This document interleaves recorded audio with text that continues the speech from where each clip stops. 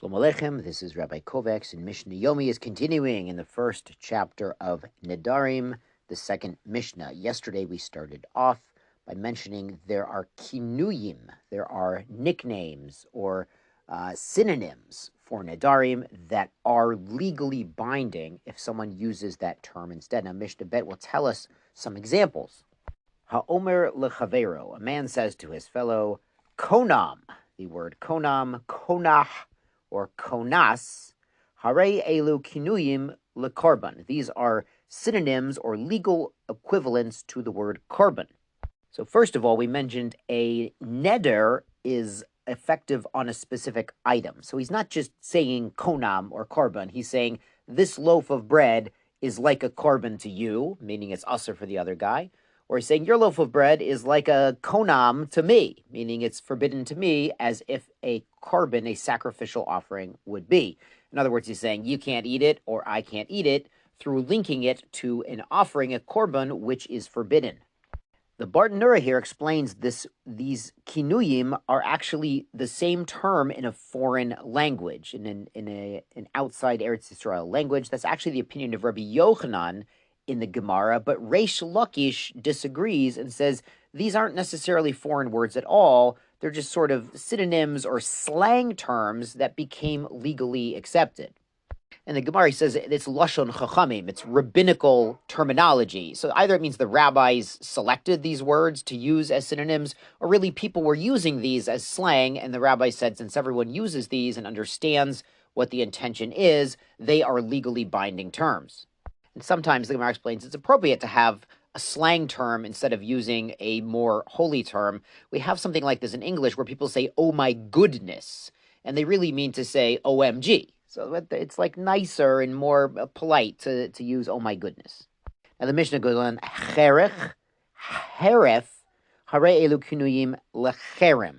These are synonyms for a cherem, a vow, which either goes to the temple or the Kohanim. In either event, it's forbidden for non-sacred use. Nazik, naziach, paziach, these terms, hare elu kinuyim lenezirut. These can establish a legally binding term of nazirhood, as we'll explain in full detail in Masechet Nazir. Mishnah goes on, shavuta, shekuka, nadar b'mota, hare elu kinuyim l'shavua. These establish a shavua, an oath that's effective on the person himself. Now, the first two sound like shvua.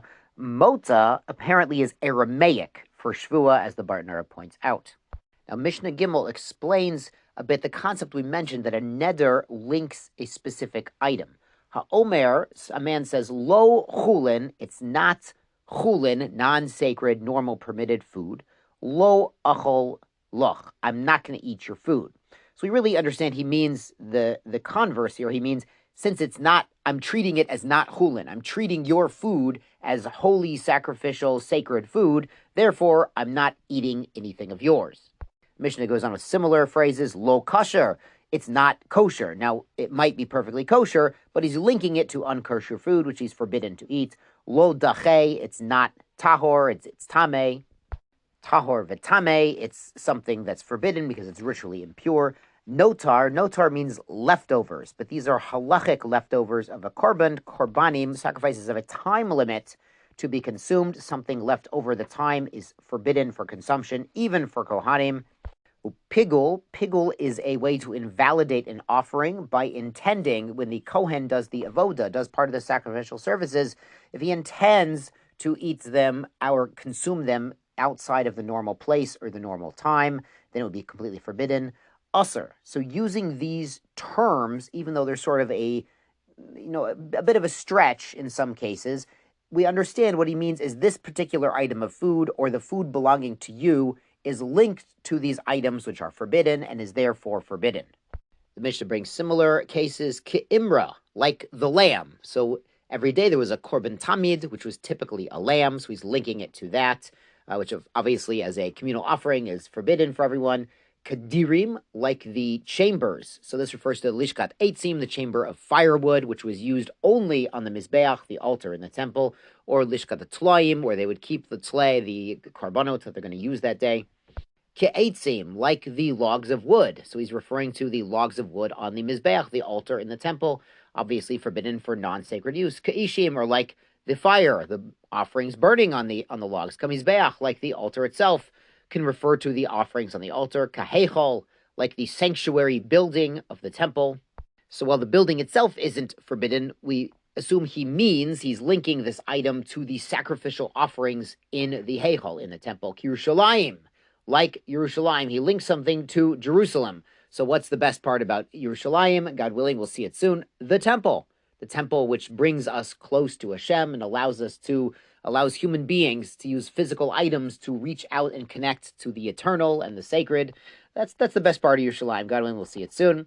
So he's linking it to something like the offerings, which is forbidden. Or nadar, he makes a neder linking something ke'echad mikol mishamshe mizbeach, to one of the tools or vessels used in the sacrificial service.